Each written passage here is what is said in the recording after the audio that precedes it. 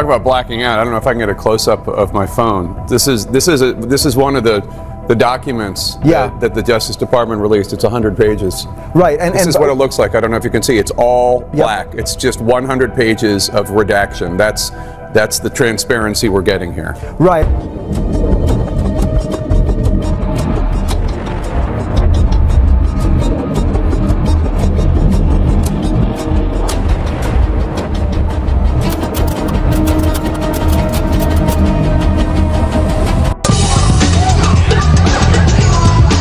Donald Trump is the Hugh Hefner of the 90s. In the 1990s, Donald Trump was building a reputation for himself as a ladies' man. For an older person, he's very attractive. He may be the most eligible bachelor in America. We're going to stop it. Get him out of here. Get him out of here.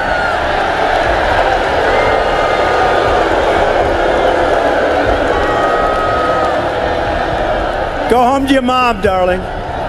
Go home.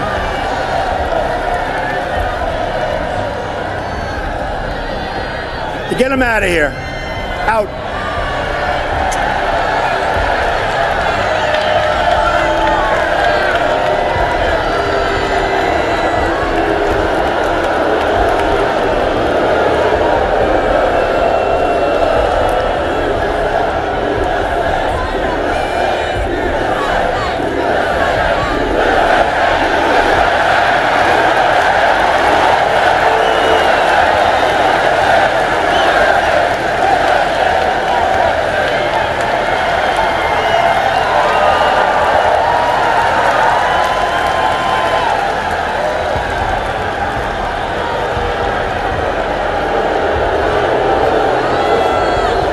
Have you ever been convicted of a crime? Yes. The sex crimes of millionaire financier Jeffrey Epstein are appalling. I was unaware that I was going to be alone with him. I thought I was going to die. More than 100 vulnerable teenagers and young women trapped in his depraved web. He started touching himself. Tonight, the Epstein Files, the latest on who knew what in the biggest sex trafficking ring in history. His elite circle of the wealthy and powerful on notice as thousands of damning new court documents are unsealed. They will contain the names of people associated with Jeffrey Epstein. Prince Andrew and the former President Bill Clinton have been named. In the last few weeks, they've linked Epstein to some very famous names and exposed some very sordid details. There are videos that exist. How poetic would it be if Melania Trump held the key to the Epstein files that could expose the Donald once and for all, and she accidentally turned that key and Trumpty Dumpty had a great fall?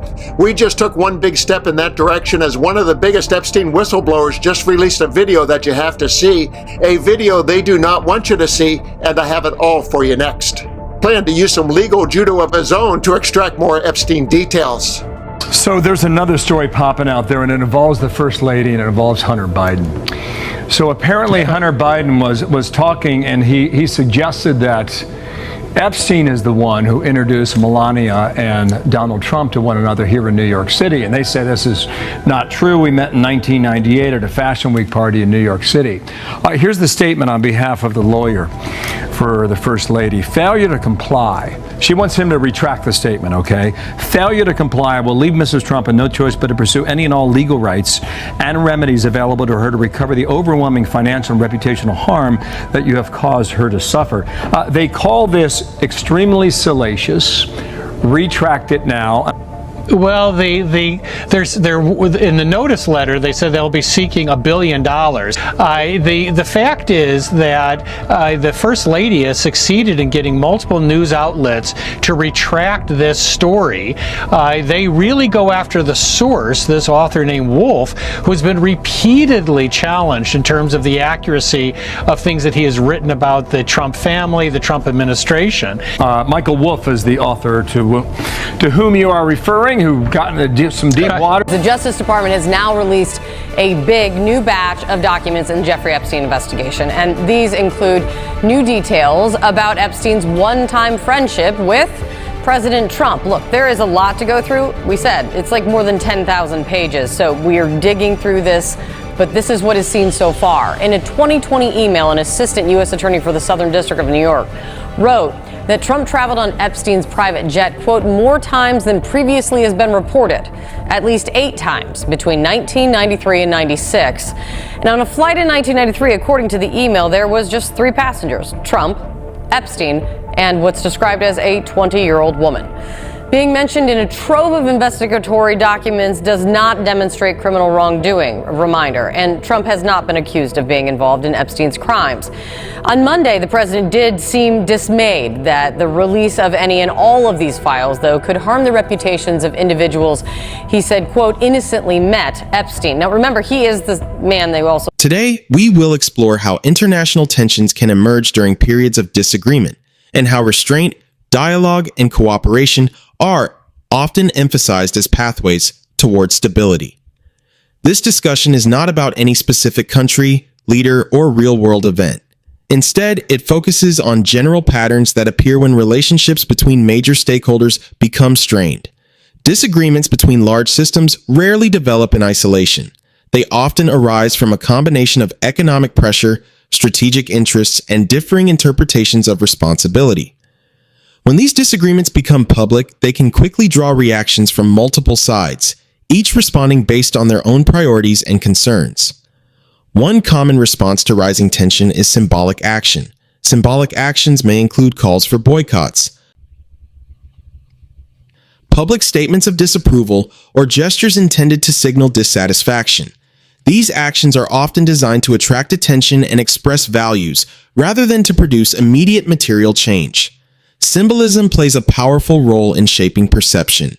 It communicates boundaries and expectations. However, symbolism can also escalate tension if not accompanied by careful communication and restraint. Economic pressure is another frequently discussed tool. When economic measures are proposed or threatened, they tend to generate strong reactions. This is because economic systems are deeply interconnected, and actions in one area often affect many others indirectly. Economic pressure introduces uncertainty. Businesses, consumers, and institutions may hesitate to plan or invest when conditions feel unstable. This uncertainty can ripple across markets and relationships, amplifying concern beyond the original dispute. Because of this, many observers emphasize the importance of measured language. How disagreements are communicated matters as much as the disagreements themselves. Strong language may satisfy immediate emotions, but it can reduce flexibility and make compromise more difficult later. Calls for calm are common during these moments. Such calls reflect recognition that escalation benefits few and creates risks for many. Calm communication helps preserve space for dialogue and reduces the likelihood of misinterpretation. Dialogue remains one of the most effective tools for de-escalation. Even when positions differ sharply, ongoing conversation helps clarify intentions and identify areas of overlap. Dialogue does not guarantee agreement, but it reduces the risk of conflict driven by misunderstanding. Another important factor is collective coordination. When multiple stakeholders are involved, coordination helps align responses and avoid fragmentation. Acting together can provide clarity and stability, while uncoordinated reactions may create confusion. Coordination often happens quietly. Much of the work to reduce tension occurs behind the scenes through private discussions and consultations. These efforts may not be visible, but they play a crucial role in preventing escalation. Public statements, however, still matter. They shape expectations and influence public sentiment.